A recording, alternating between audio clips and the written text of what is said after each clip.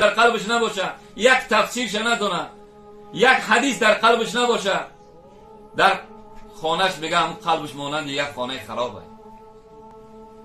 پس عزیزان من، ماه قرآن آمده سه، ماه قرآن آمده سه، قرآن تلاوت کنیم، روزی یک و یک دو آیت از یاد کنیم.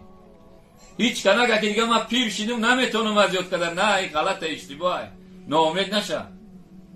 از قاری خان لا تقنطوا من رحمت الله، از رحمت خدا ناامید نشین. انشالله ولقد یسرنا القرآن، خداوند با تحقیق قرآن آسان کرده.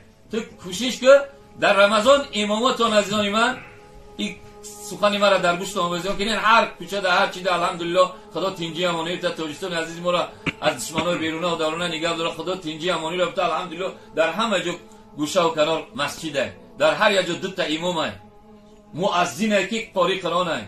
امام هیچی نباشه 5 باره قرآن از یاد داره. بریم بعد رمضان نمازهای بامدادتون بشینین، یک مصلیحت کنین، یک برنامه‌ریزی کنین، بگیم امام صاحب یک بعد همین قرآن ماه شریف با قرآن بگذرونیم. بیاین 10 کس 12 کس بشینین قرآن بخونه، شما گوش کنین، اگر نفهمیدین گوش کنین، ثوابه. ماه قرآن نازل شدگی درس ما بته بگو هر روزی ایمو سوره الحمد پرس، خودت بگو امام اوترا نمیگه، بگو تو سوره الحمد ایما بپرس، سوره قل اعوذ بپرس، سوره والعصر بپرس. هر سوره ای که برادر میدونو که همین را پرس بجاش ده غلط میکنو، بعد معنیش بفهمید، بعد تفسیرش بفهمید. همین سوره که در نماز میخونید هم این شانس ایدیس ندید. این ماه شریف 11 ماه از پشت شغل و کار و مشغول بودین، یک ماه در وقف کنین در رای خدا، همین نجات روز قیامت رو میشه. قرآن بخونید.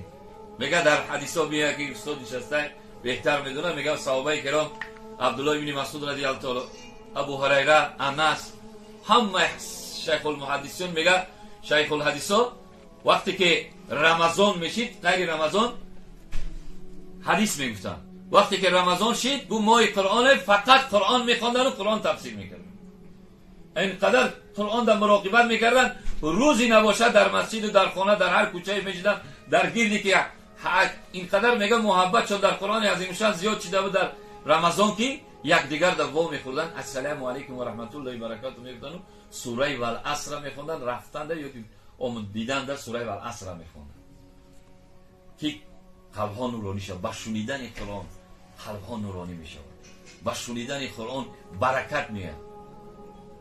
میگه گل با گل، گل بر گلستان مزه دارد، از مال دنیا کار دنیا خواندن قرآن مزه دارد. قرآن چند بزنین، قرآن سرلوحه زندگی قرار بدین، قرآن بفهمین. وقتی که هیچی نباشه همین رمضان تصمیم تو بگیرین، بشینه نیمون بگه سوره الحمد امارا ترجمه شو بگو، تفسیر شو بگو، حکمتا شو بگو، الحمد بفهمین معنوشه. بعد سوره که در نماز میخونین کوتاه چند سوره میدونین بخونین، همون تفسیر و ترجمه شو بخونین. الحمدلله تاجیکی از چوب شدگی همه چیز است. یک ساعت یا بعدی پیشی، یا که بعد عصر، یا پیش عصر، یا که بعدی بامداد بگو مولا صحیح ما در یک که تفسیر که یک معنوشه بخونین. وقتی که قرآن فهمیدی، قرآن حلاوت بردی معنوشه، الحمدلله رب العالمین. میگه تو خونده تفسیرش فهمیدی در ماه شریف رمضان یک ماه زحمت کشیدی، الحمدلله خدای امام صاحب برکت بتا، یاد دو زحمت کشید تا معنوش هم فهموندید که الحمدلله رب العالمین معنوش حمد و سپاس میگیم ذات پاک رب العالمین است. دیگه حلاوت میگه قول معروف ما شما کیف میکنیم، میگه او ماشاءالله. الرحمن الرحیم، بخشنده و مهربان است. مالک یوم الدین، مالک روز جزا است. ایاک نعبد و ایاک نستعین، ای پروردگار فقط تو را عبادت میکنیم، از تو کمک میخواهیم. اهدنا الصراط المستقیم، پروردگار ما را برای راست هدایت کن، ما را برای طغری هدایت کن.